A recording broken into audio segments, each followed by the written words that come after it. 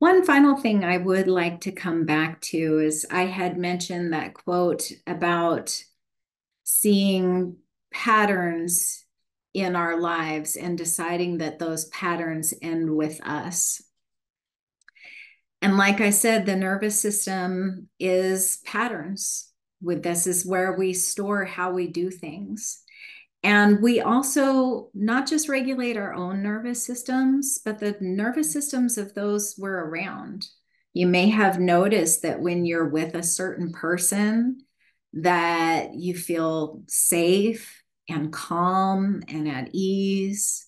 And when you're with another person, maybe you don't feel safe or you just can't get away fast enough. And when we are with people, and I'm kind of in a unique position right now because I had two granddaughters born last year. Unexpectedly, didn't think either of my kids were going to have kids. And then boom, boom, they both did. And watching how their moms interact with them, I know that those babies at this very early developmental stage are learning how to regulate their nervous systems based on their caregivers. In this instance, their moms, but maybe the caregivers might be the dads or grandmas or someone else. So we learn those patterns from one another at a very early age. And if there is childhood trauma, whether it was, it could be bad parenting, certainly, but it could just be a busy mom that has to work three jobs and maybe she just can't pay attention. Children develop these survival strategies that end up living in their nervous systems because they become habitual. So I strongly believe that taking these steps to regulate ourselves has ripple effects. It has ripple effects to our children, to our significant others, to the people we work with, to the people we play with, to the people we share with. So if you take nothing else from this, just making your presence a safe space for others to be around is a very brave and powerful decision. And that's about all I got for you. If anybody has any specific questions, I would be happy to talk more on any of this. If there are no questions, I could go on for days and days because I'm just fascinated by this material. Um, but yeah, and I can see there's some chats down here, so maybe there are questions in here. I don't know, Amy, if you're reading through those or if you have anything that came up for you. I mean, I actually put a couple of questions in there myself. Oh, okay, So great. I'll start with those, and if anybody else, has anything come to mind, you can pop in or put it in the chat. When you were talking about the, habituation of what we tend to do or where we tend to sit with anxiety or depression or, kind of having things more equalized, I guess. I was just curious, like, it seems like when I think about people I know, you tend to kind of habituate in one of those areas versus another. Is that true? Is that? Yes, it can be all at different, like in different situations. Hmm. You might have a fight response with your significant other, but a freeze fawn response with your mother. That could definitely happen. Or maybe you're a very activated person and you're constantly irritated and frustrated, and everybody around you is stupid, and these people don't drive fast enough, and it's just the way you, like I said, it's our worldview. This is how we see the world. This is how safe we feel in our bodies. So you might have a particular level of that polyvagal graph that you appear on pretty habitually, or you might have certain responses that you have in certain situations. And you can always come back to that. Maybe I'll see if I can share one slide. Let's see if I can from the current slide. Whoop, no, I got it. I got to escape first. This one is the one I would like to show. And then I gotta come back to share.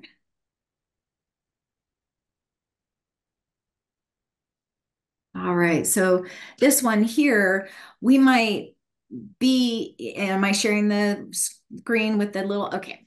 So Yes. we might be in that ventral vagal bottom level parasympathetic balanced response most of the time, but then we kind of, like that little squiggly line shows, we sort of border. We're balanced, we're activated, we're balanced, we're activated, oh, something really big happened, we're really activated, we're so activated now that we're frozen. So it can be any combination. But you probably have seen in people around you, like for instance, I have a nephew who I know has had a lot of childhood trauma, and I know he is stuck in dorsal vagal. He's a 30-year-old kid living with his mom, and he's frozen. He's stuck. He's in a rut. He's depressed. He's hopeless. He doesn't see any change happening in his life. He's his mother's caregiver, and I feel really sad for him. And I'm sure there are people in your lives like that that you can see that are probably really heavily stuck in one area or another. But the thing about polyvagal theory and working to regulate ourselves is when we know this stuff and we can identify, oh, I am kind of in this freeze mode. I've been saying I was going to do something and I'm just kind of stuck here. I haven't been doing it. Why am I not doing it?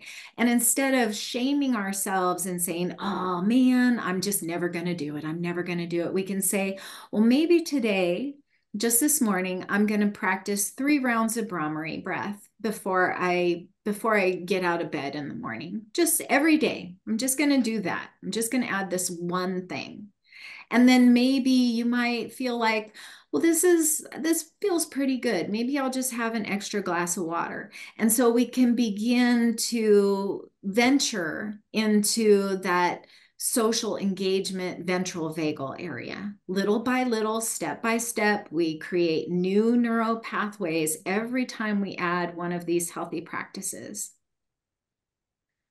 That probably over explains that, but yeah. No, that was wonderful. Thank you. You're welcome. I'll stop sharing there. There was another question that came in that was just asking, like, in your opinion, is it good to also talk about things or better to kind of just try to work through it on your own using yoga and these breathing techniques and things? Well, that's the wonderful thing about yoga therapy because it's all important. I think there is a place for every practice, whether it's talk therapy or somatic therapy like body work, like yoga, breathing practices, meditation, maybe even medication at some point. If you're really heavily in depression or tamasic stage, if you're really activated and you're so anxious that you cannot sleep, maybe medication is necessary to get those symptoms under control before you can even begin to start thinking about taking a walk for 5 minutes or drinking an extra glass of water or writing in your journal for 5 minutes or whatever healthy routine you can have. When I first came to a regular yoga practice, I had, among other things, I have always, since I was 12 years old, broken out in hives whenever I got activated. And it wasn't really recognized as any kind of stress response when I was a kid. It was just like, slap some mud on it and get back to work, sort of thing, because that's how we did things in my family. We just got back to work. That's how we did it. And I had hives, I had this idiopathic facial swelling. So I'd be in a meeting and I'd get stressed out and just part of my face would swell up. I had a bunch of dental issues. had insomnia, I had digestive issues. I ended up getting a new job, which is where I started doing yoga and getting new health insurance. And I luckily got on some antihistamines and some anti-anxiety medication to help get those symptoms under control.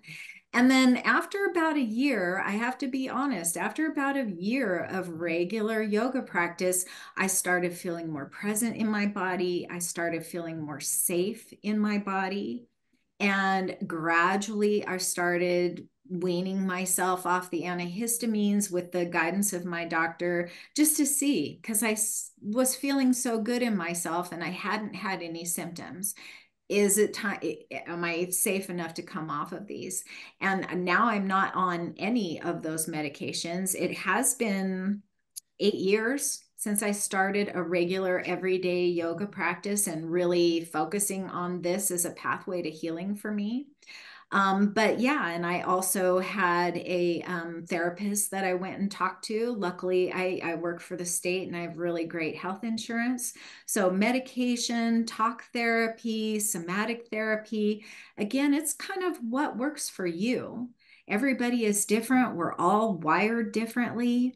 And that's kind of what healing is becoming whole within yourself. It's acknowledging yourself. It's being connected to yourself. It's learning how to listen to yourself. Some of us are so disconnected from who we are and so ingrained to people please that when somebody asks us what we like to do or where we want to eat or what we want to do when we grow up, we're like, I don't know. I'm so busy taking care of everybody else. I have no connection to myself or what I really want to do. And that's what healing is. Healing is becoming whole. It's becoming connected to yourself. So listening to your own intuition, that third eye chakra, listening to your intuition and saying, I really need to talk this out, or I really just need to move, or I really just need to get up and pee, whatever it is that you need to do, stop putting yourself aside and start paying attention to yourself. And then you'll get what you need. But even in yoga therapy, more often a yoga therapy session begins with a check-in. How are you doing? What's showing up in your life? What's going on for you? How can I help you today? What are you feeling in my body, or what are you feeling in your body is kind of where we start to diverge. Where are you feeling activated? Are you feeling palpitations? Is your breathing fast? So we look at the whole body, the whole system, the whole level, body, mind, spirit, everything, emotions, they all come into play in yoga therapy. There was one more question, Christine, which was someone was asking if you had ever had a client or known someone whose nervous system was so shot and far gone that they were having a tingling sensation when they were stressed out or activated. Sure, I've heard of tingling, and that could be a little bit of numbness also. It could be a little bit of energy. In yoga, I mentioned breath practices are called pranayama. Prana is breath or also life force, energy.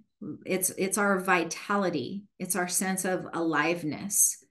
And so when you're feeling activated, you may notice the feeling of adrenaline or cortisol rushing from your belly out to your hands. That's because the blood shunts from the belly, where we do all of our digesting, so that it can meet that threat. So that might show up as tingling as well. And that's kind of why the digestive system goes offline, is because everything's out in our extremities so that we can meet this particular threat. So yeah, you may feel any number of kind of physical symptoms when you're stressed out like that. But you can get to the point too where your adrenal, where you're overactivated so much, your adrenal glands are basically shot. Even your cortisol gets shot. You might notice sometimes inflammatory diseases or physical inflammation that happens in the body. Doctors will give you a prescription or an injection of some kind of steroid. What is steroid? Steroid is a stress hormone. And so that's because now we're not getting enough adrenaline or cortisol to meet our needs. And when that happens, our bodies are so amazing and wonderful and so programmed for survival that the estrogen and progesterone in our bodies say, oh, there's a threat and there's not enough adrenaline or cortisol, but we can convert and make some more of that stuff for you. And so that's why our hormones go offline, especially, when we're in perimenopause and menopause and maybe even throughout your life. We're not meant to have painful, stressful, long periods, but if you did, or no period at all, it could be because you were so overwhelmingly stressed out that your adrenal glands and your cortisol levels got so overwhelmed that your sex hormones started have to picking up the slack.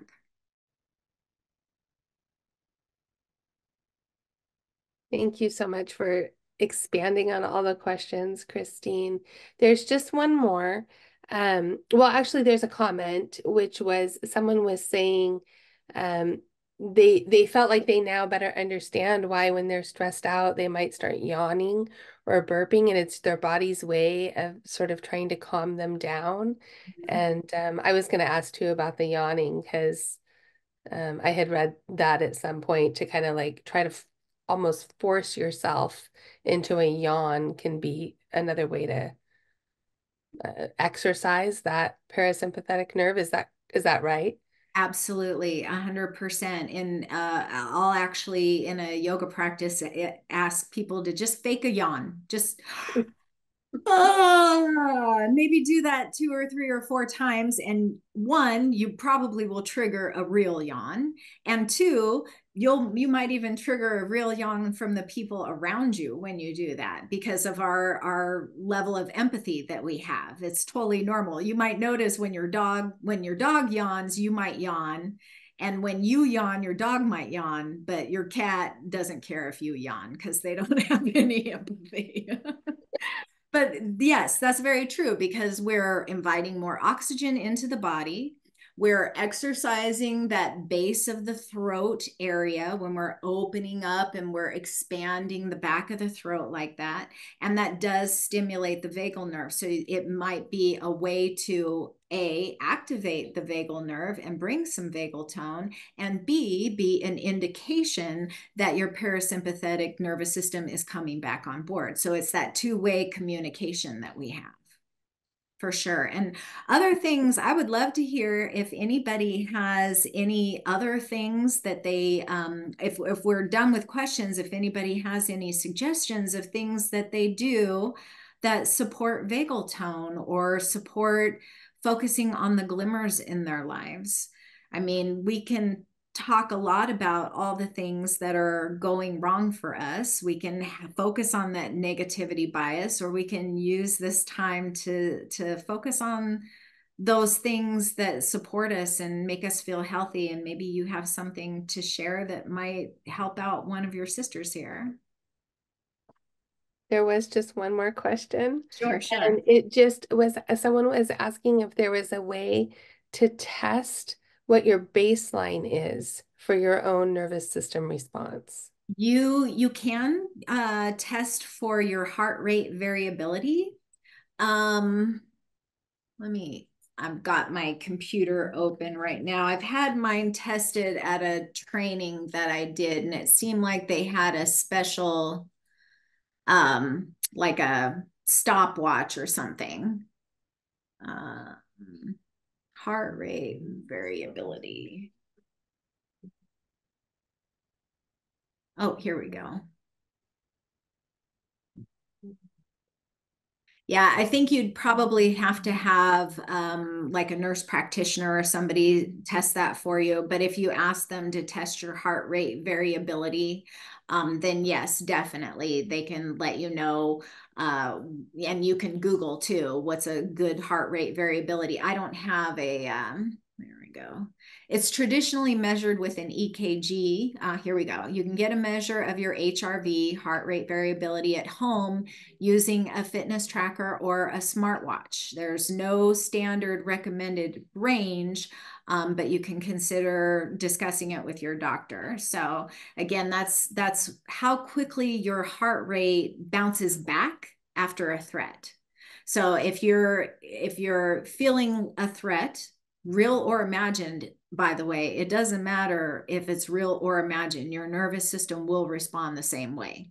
It's like if you're at home and you don't expect anybody else to be there, and you turn a corner and there's your kid and you're like, ah, your body responds immediately. You feel your heart rate go up. You feel a little warmer all of a sudden. It takes a while for you to settle down. So whether it's a real threat or not, your body will respond the same way, even if it's an imaginary threat or a memory, which is where things like PTSD come in. So that heart rate variability is okay. I get activated. There's my kid.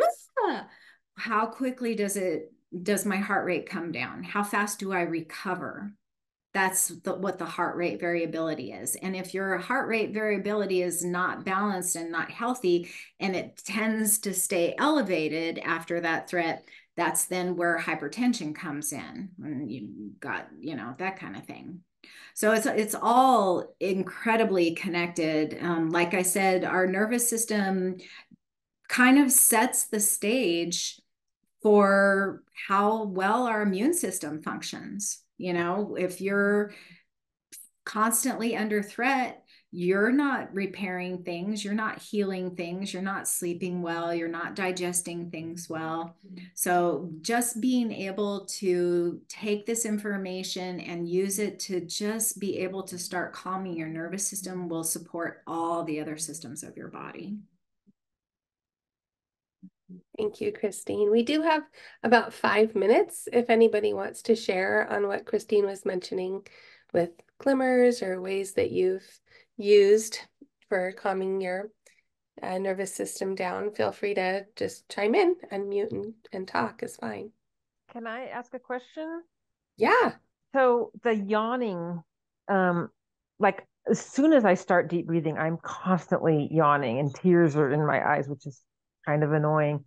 And I'm assuming that that yawning means that I'm not, like, my idea is that if I could relax myself enough, I would stop yawning. Is that true, or is that just a way of beating up on myself?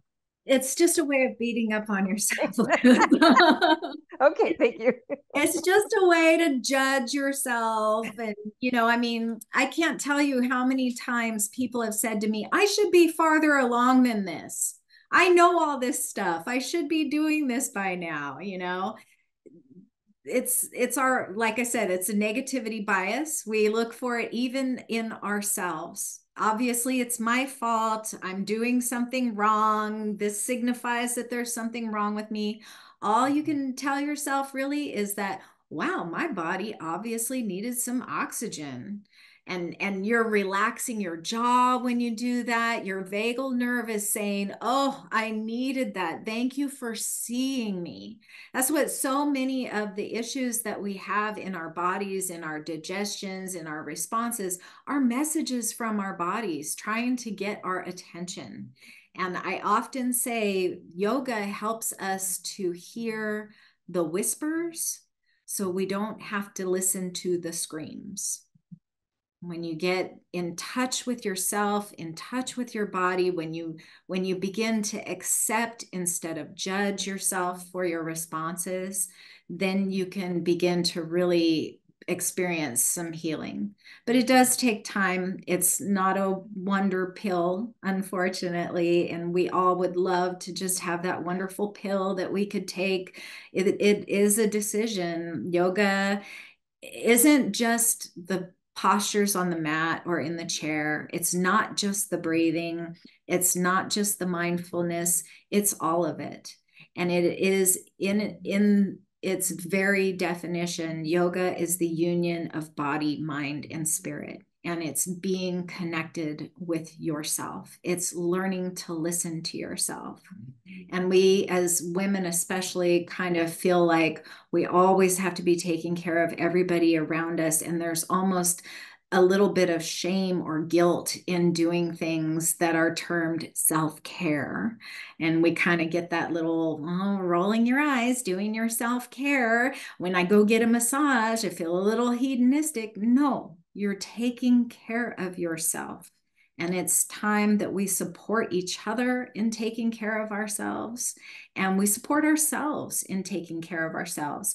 And every time you make a decision to do something that is caring for yourself, you begin to develop that trusting relationship with your own body, with your own self. You begin to honor and respect yourself instead of judging yourself. Thank you so much, Christine. I just can't express enough the gratitude that I have and Breast Friends has for all the time you have given to us and everyone who's part of Breast Friends. You're a tremendous wealth of information and you just care so deeply. And I think we can all feel that coming through the screen. I look forward to an in-person thing with you at some point. I do too. I'm very Yes. excited to get Yeah. together with you all. And if this goes over well, I'd be more than happy to come present again on another aspect of how yoga can support us in our healing journeys, in all the different ways that we can use it in our lives. Yeah. And thank you so much for inviting me to be here and for allowing me to come in and share this. I'm really, really passionate about it because I strongly believe that yoga has saved my life. And if not my very life, it has improved, even if I weren't dead from the practices that I had before. Yoga has improved my life in so many different ways, and that I just can't help but share it. And so letting me come and talk with you all about it, I really appreciate your time and your interest. I will, if you like, Amy, I'll send these slides over. My contact information is on the last slide. Please feel free to reach out to me if you have any other questions. And of course, to practice with me live on Zoom on Fridays at noon through the end of June. Yeah. And yeah, that's about. Like I said, I'm a yoga junkie, I'm a nervous system junkie, and I could talk about this stuff for days and days. So I will give you back the floor, Amy. Thank you again, everyone, so much for being here.